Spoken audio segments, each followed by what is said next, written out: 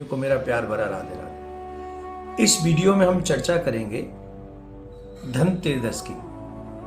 धनतेरस आज से ही दीपावली का 5 दिवसीय उत्सव प्रारंभ हो जाता है। शास्त्र के अनुसार इस दिन भगवान धन्वंतरी कुबेर जी की पूजा का विधान है। ऐसा कहा जाता है कि धन्वंतरी भगवान साक्षात विष्णु भगवान के अवतार हैं। हम सभी जानते हैं जब समुद्र मंथन हुआ था तो भगवान धन्वंतरी ही अमृत का कलश लेकर आए थे। मान्यताओं के अनुसार अगर इस दिन सच्चे मन से विष्णु अवतारी धन्वंतरी भगवान का कोई पूजन करता है, कुबेर की पूजा करता है, तो उसका जीवन धन के लोभ में या धन के कमी में नहीं व्यतीत होता, स्वास्थ्य भी उनका ठीक रहता है। धनतेरस को धन त्रयोदशी भी कहा जाता है। इस दिन सोना चांदी बर्तन खरीदना बेहद शुभ माना जाता है। धनतेरस पर देवताओं के वैद्य माने जाने वाले भगवान धन्वंतरी मां लक्ष्मी की पूजा की जाती है। धनतेरस पर लोग इस कामना के साथ नया सामान घर में लाते हैं कि उनके घर में सुख समृद्धि बनी रहेगी। लेकिन एक बात और ध्यान रखें कि कुछ बर्तन लाने चाहिए और कुछ बर्तन नहीं लाने चाहिए। इसलिए हमें इस बात का विशेष ध्यान होना चाहिए कि हम क्या बर्तन खरीदें और क्या नहीं खरीदें। भगवान, अब आइए इसमें आगे चर्चा कर लेते हैं। भगवान धन्वंतरी की धातु पीतल मानी गई है, इसलिए धनतेरस के दिन पीतल के बर्तन खरीदना बहुत शुभ माना जाता है। पीतल के अलावा धनतेरस के दिन सोने चांदी तांबे आदि का सामान बर्तन खरीद सकते हैं। इस दिन धातुओं की चीजें बहुत शुभ मानी जाती हैं। मान्यताओं के अनुसार धनतेरस के दिन ये चीजें घर में लाने से मां लक्ष्मी और धन्वंतरी भगवान दोनों की कृपा सहज में उसे प्राप्त हो जाती है।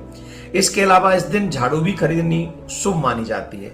हिंदू धर्म में झाड़ू, हम लोग कहते हैं कि जो बुहारू है, बुहारू को भी हम मां लक्ष्मी का रूप मानते हैं। मां लक्ष्मी उसमें वास करती है। कई चीजें हम बताते भी हैं कि बुहारू कभी ऐसी जगह पे नहीं रखना चाहिए जहां सबकी दृष्टि पड़े। तो हमको इसको चाहिए कि हम इसको बुहारू को साइड में छुपा के रखें। किसी की नजर, कहते बुहारू किसी को देनी भी नहीं चाहिए, तो संभाल के बुहारू को रखना चाहिए।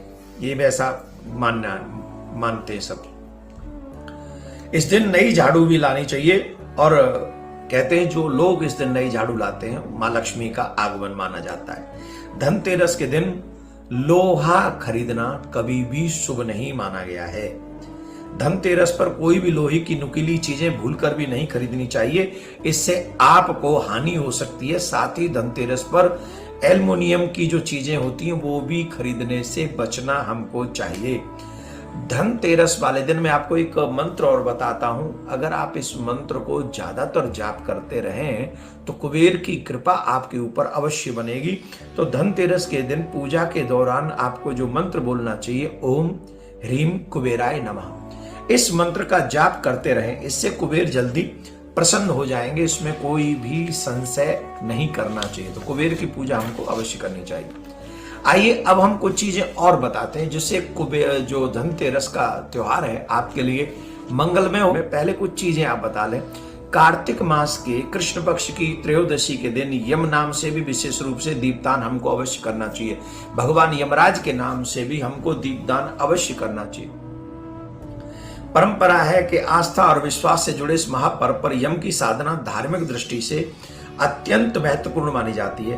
धनतेरस वाले दिन महिलाएं यम के लिए घर के दरवाजे पर आटे का चौमुहा दीपक, 4 बत्तियां, उस दीपक में आटे का दीपक अगर हम लोग बनाएं तो ज्यादा शुभ है। अगर आटे का दीपक ना भी मिले तो हम बाजार से मिट्टी का जो दीपक होता है वो ला सकते हैं, लेकिन पहला प्रयास करना चाहिए कि हम आटे का दीपक बनाएं और 4 बत्ती उसमें लगाएं और पूजा करने के बाद दीपक जलाकर दक्षिण दिशा की ओर मुख कर मृत्युनाम दंड पाशाभ्याम कालेन श्याममया सह त्रयोदश्याम दीपदान सूर्यज्य प्रियताम मम। इस मंत्र का जाप करते हुए यम की पूजा हमें अवश्य करनी चाहिए। धनतेरस के दिन मां लक्ष्मी के चरणों को घर में लाना बहुत शुभ माना जाता है। लक्ष्मी चरण इस दिन घर में लाना मां लक्ष्मी का आह्वान माना जाता है। इस दिन घर में मां लक्ष्मी के चरणों को घर में लाना उन्हें अपने घर में निमंत्रण देने के समतुल्य माना गया है। धनतेरस पर लक्ष्मी जी के 2 चरण घर में लाने चाहिए। एक चरण मुख्य द्वार पर अंदर की तरफ आते हुए लगाने चाहिए और दूसरे चरण पूजा के स्थान में अंदर मंदिर में उसको विराजमान करना चाहिए। इससे ऐसा लगेगा जैसे मां लक्ष्मी स्वयं चलकर आपके घर में पधार रही है।